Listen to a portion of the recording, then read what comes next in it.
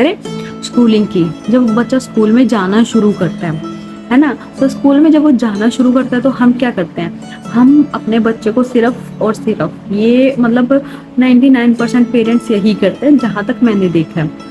वो कभी अपने बच्चे से ये नहीं पूछते कि बेटा आपने क्या अच्छा कार्य किया, या फिर बेटा आपने क्या मतलब प्रभु के रिगार्डिंग सीखा, या कुछ भी नहीं, है ना। हम बच्चे से पूछते हैं बेटा मार्क्स कितने आए आपके, अच्छा इतने हैं, लेकिन उसके तो इतने आए थे, उससे तो आपके बहुत कम है। तो हम ये जो कंपैरिजन है ना, ये हम बच्चे का स्टार्टिंग से ही कर देते हैं, और जिससे बच्चे का जो डेवलपमेंट है ना वो बहुत गंदे वे में होता है फिर। तो हमें ये चीज नहीं करनी है, ये चीज हमें मतलब एकदम सोच लीजिए, ये चीज तो हमें करनी नहीं है कुछ भी हो जाए। क्योंकि आप किसी के साथ अभी आपको नहीं पता ना आपका बच्चा किस चीज में अच्छा है, क्या पता आपका बच्चा मैथ में अच्छा हो और दूसरे वाला साइंस में हो, तो हमें वो चीज नहीं पता है। और उसके बाद अगर हम सेकंड बात करते हैं कि बच्चे पे हम अपनी चीजें थोपने लगते हैं कि ये चीज मैंने नहीं की तो तू कर, और चाहे बच्चे को उसमें इंटरेस्ट हो चाहे ना हो, हमें बस क्या करना है बच्चे पे अब अपनी चीजें जो है थोप दिया, अब बच्चा जाने और उसका काम जाने, हमारा तो हो गया भाई, है ना। बच्चा जब कॉलेज में आता है तो हम उसको 100 चीजें सिखाते हैं, लास्ट में बोलते हैं कि बेटा ध्यान रखना, स्पेशली लड़कियों के लिए इज्जत का ध्यान रखना, उसका ध्यान रखना, उसका ध्यान रखना। तो अगर आप बच्चों के साथ थोड़ा सा अच्छे से बिहेव करोगे, अच्छे से बात करोगे, वो बच्चा वैसे भी नहीं बिगड़ने वाला। बच्चा अगर बिगड़ता है वहां पे कहीं ना कहीं पेरेंट्स का ही रोल होता है। हाँ मतलब ऐसा जरूरी नहीं है कि हर जगह पेरेंट्स ही सही हो, बहुत जगह पेरेंट्स भी गलत होते हैं, ठीक है। तो ऐसा जरूरी नहीं है कि पेरेंट्स भी सही हों, ओके। और देखिए इसके बाद अगर हम बात करते हैं तो हमें अपने बच्चे को जो है हर सिचुएशन के लिए, मतलब हर सिचुएशन के लिए उसे तैयार रखना चाहिए, क्योंकि आप नहीं जानते कब क्या सिचुएशन आ सकती है। तो इसके लिए हमें जो है बेहतर होगा उसको बचपन से ही हमें वैसा, मतलब आजकल क्या हो गया ना, मतलब अगर हम पहले की बात करें तो पहला जो बच्चे होते थे उनको हम मिट्टी में छोड़ देते थे, मिट्टी में खेल रहे हैं, है ना, गौ माता के साथ खेल रहे हैं। लेकिन आजकल बच्चे ऐसे हो गए कि एसी के बिना नहीं रहते, मतलब उनको एसी चाहिए, उनको फोन चाहिए।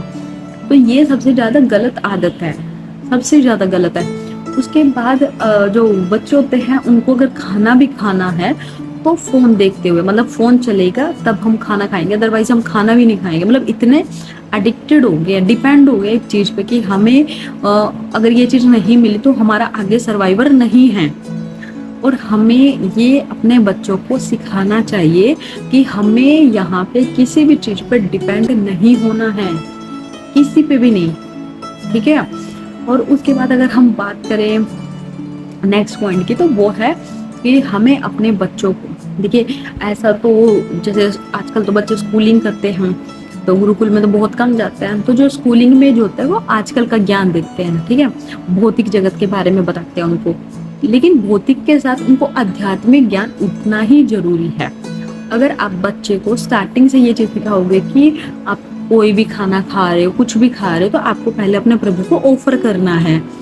ये बहुत छोटी चीज है लेकिन बहुत ज्यादा अच्छी है। अगर आप थोड़ा थोड़ा भी करते हो तो आप बिलीव मानिए आपका बच्चा कहाँ से कहाँ पहुंच जाएगा, ठीक है। और ऐसा जरूरी नहीं होता है कि अगर कोई माला जाप कर रहा है या फिर कोई अध्यात्म की ओर बढ़ रहा है, इसका मतलब ये नहीं होता है कि वो अब सन्यासी हो चुका है। क्योंकि आजकल ना पेरेंट्स को ये भी लगता है कि अगर बच्चे ने थोड़ा सा प्रभु की तरफ अपना अट्रैक्शन दिखा दिया या प्रेम दिखा दिया, ठीक है। और अगर हम बात करें, देखिए यहाँ पे मैंने बात किया अट्रैक्शन और प्यार की, ठीक है, प्रेम। जो अट्रैक्शन है वो भी अलग है, जो प्रेम है वो भी अलग है। अट्रैक्शन में क्या होता है ना, बंदा सिर्फ अट्रैक्ट होता है, ठीक है। उनको अगर कोई दूसरा के ये बोलेगा ना कि ये चीज ऐसी नहीं ऐसी होती है, वो मान लेगा। पर जो प्रेम होता है ना वो भाव, मतलब वो दिल से होता है, उसको पता है कि ये चीज ऐसे नहीं ऐसे होती है तो होती है, बात खत्म, ठीक है। तो वो चीज आपको ध्यान देनी पड़ेगी। आप हमेशा अपने बच्चों को ये सिखाइए कि बेटा कभी किसी के बारे में गलत नहीं बोलना, गाली नहीं देनी, ठीक है। और मतलब और भी बहुत सारी चीजें हैं, जैसे आप बहुत छोटी छोटी चीजें बच्चों को आप सिखा सकते हैं कि आपको कैसे घर आए मेहमान की इज्जत करनी है, और इसके इसके बाद अगर हम बात करें तो आपको एक दिन में मतलब बहुत छोटे से अगर हम सिखाना शुरू करें तो आप उनको लालच दीजिए। लालच कैसा कि मैं तुम जो है 100 नाम जाप करो, मैं तुम्हें ये चीज दूंगी, तुम फिर डेली डेली बढ़ाते जाओ। तो इससे क्या होता है ना, बच्चे के अंदर क्रियोसिटी रहेगी कि हाँ मुझे अब अगर मुझे टॉफी चाहिए तो मुझे 100 बार नाम लेना पड़ेगा। तो आप वो जितनी बार उनका नाम बुलवाएंगे तो उससे वो बच्चा उतना स्ट्रॉन्ग होता चला जाएगा, प्रभु की विशेष कृपा उन पे रहेगी। ठीक है, तो थोड़ा सा बच्चे को इस चीज में भी इन्वॉल्व करना जरूरी है, वरना बच्चा नहीं समझ पाएगा, जी नहीं पाएगा, वो ऐसी दुनिया आएगी, खा जाएगी। और यहाँ पे एकमात्र चाहे कोई भी हो, यहाँ पे कोई नहीं रह सकता एक उनके अलावा। ठीक है, तो अगर हम उन्हीं का साथ ले लेंगे तो कितना अच्छा है ना।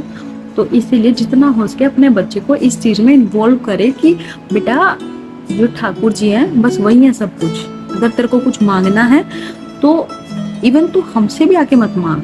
हम ये नहीं बोल रहे कि हमसे आके मांग, नहीं, हम भी यहाँ पे कुछ नहीं है। तेरे को मांगना है तो इनसे मांग, तेरे को अगर रोना है तो इनके आगे रो, तेरे को कोई चीज बोलनी है तो इनको बोल, कुछ भी है तो इनको बोल, बात खत्म। इसके ऊपर कुछ नहीं है। ठीक है, और मैं ये चीज लिख के भी दे सकती हूँ कि जब आप ये करना शुरू करेंगे ना, आपके बच्चे के अंदर जो बदलाव आएगा, जो उसके अंदर पॉजिटिविटी आएगी, जो क्योंकि हम आजकल भागदौड़ जिंदगी में हैं, तो बच्चे के अंदर एक ठहराव आएगा। वो ठहराव ऐसा आएगा कि वो एक शांत स्वभाव का होगा, बहुत शांत स्वभाव का।